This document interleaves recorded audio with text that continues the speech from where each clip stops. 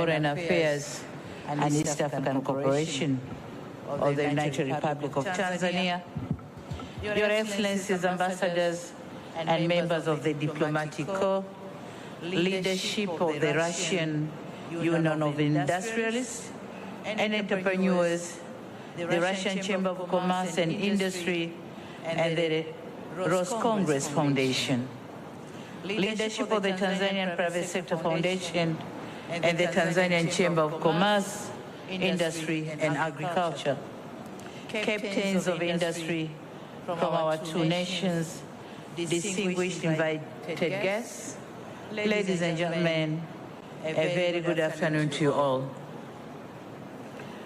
It gives me an immense pleasure to stand before you and address this important gathering convened on the sidelines of the 29th St. Petersburg International Economic Forum. Indeed, your presence here today is in large numbers reflects the steadfast commitment of our business communities from both sides to advance greater economic interactions that seek to serve the greater interests of our countries and people. For me and my delegation, this gathering is not a detour or a distraction from the main event, but a well-thought-out plan to bring together members of the private sector to engage candidly, exchange ideas, showcase products, and form business ventures that will extend far beyond the walls and corridors of St. Petersburg. It is simply not a gathering of rhetorics, but a gathering of great minds that see merit in advancing beneficial partnerships that deliver tangible results for the people of both our nations. I'm pleased to see in this room representatives of the most accomplished industrial entrepreneurs on the Eurasian region, Russia and Asia region, alongside the captains of Tanzania private sector. Some of them, I can see the faces over here, who are progressively contributing to national building. My presence here, therefore, is an invitation for collaboration for the two business and investment communities to agree on a common undertaking. Tanzania and Russia have been enjoying excellent historic friendship and cooperation for the last 6 decades, grounded by unity, solidarity, and mutual trust. In this case, we are definitely not starting from zero. We are taking off from a partnership that has gained a concrete ground. This is the perfect time now for us to concretize or to concentrate our efforts in facilitating greater economic engagements.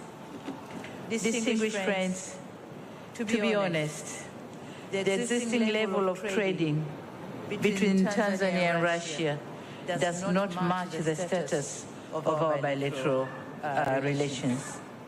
Our bilateral trade by 2025 was below $500 million United States dollars.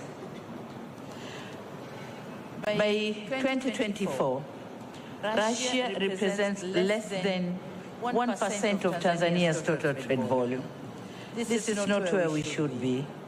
It is precisely this gap between the potential investment and trading and our actual performance that brings us together in this hall or in this room. Certainly, we have massive opportunities in different sectors of which we can work together for the betterment of our countries. Talking on business and investment potential in Tanzania, already Minister Maxim has touched on some of them. However, it would be remiss of me if I don't highlight some of the important facts that may be useful to this gathering. As you may be aware, Tanzania is home to more than 61 million people with a vibrant economic growth of 6% per annum, ranking among the fastest rates in Africa, and maintaining a single-digit inflation rate standing at 3%. Tanzania, as the gateway to other parts of Africa, has the advantage of serving a market of more than 500 million people across Eastern and Southern Africa. It is also true that investing in Tanzania as the region logistic epicenter guarantees an access to a huge market across the continent. The port of Dar es Salaam, which is serving 6 landlocked nations, is now being connected to the standard gauge railway. Once completed, the standard gauge railway will halve the time and cost of moving goods internally and across the region. Ladies and gentlemen, moving on to trade and investment, there are 5 sectors with immediate and practical opportunities for Tanzania-Russian cooperation. First, Tanzania is endowed with vast mineral resources such as gold, uranium, nickel, graphite, and critical rare minerals or elements. In that regard, we welcome collaboration in conducting geological survey to ascertain actual availability of mining deposits across the country. We are also inviting partners for establishment of smelters, refineries, or smelters and refineries for the mineral beneficiation. Second, at the food basket of the region, Tanzania is undergoing massive agricultural transformation that demands reliable, affordable, and high-quality supply of agricultural inputs. Investment in fertilizer production, as Minister Maxim has said, is highly encouraged. We are well positioned to serve more than 500 million consumers in East and Southern African market. It is also pleasing to note that some of the Russian investors have already embarked on crop production in some parts of Tanzania. We all know that there's a company which already is producing banana in Morogoro region of Tanzania. So that's the starting point, and we'll continue with some other crops. Indeed, such initiatives are mostly welcome and highly encouraged. Third is on the generation of clean energy.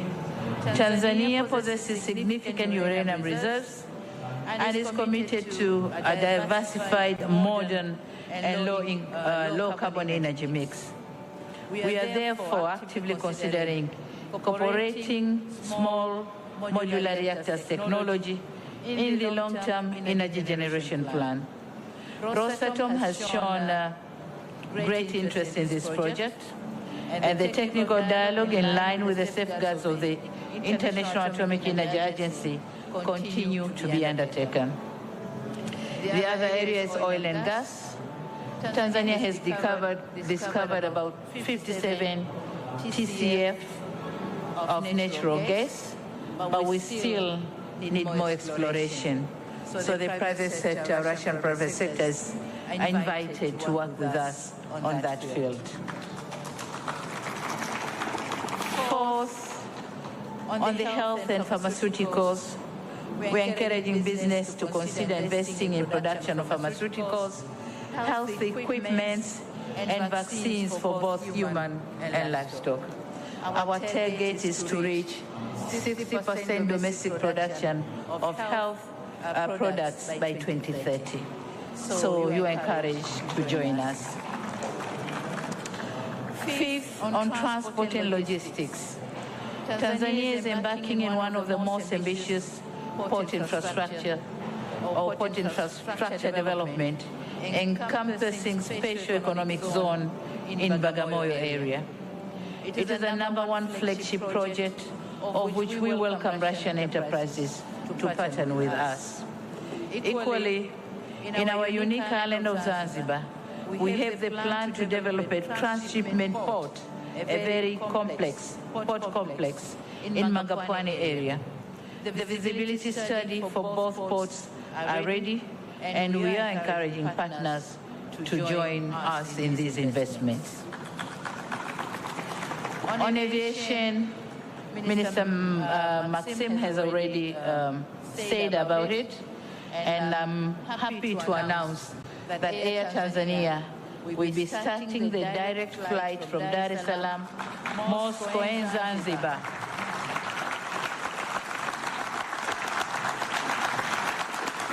In the next month of July, and precisely 2nd of July, that's going to be the first flight to Moscow.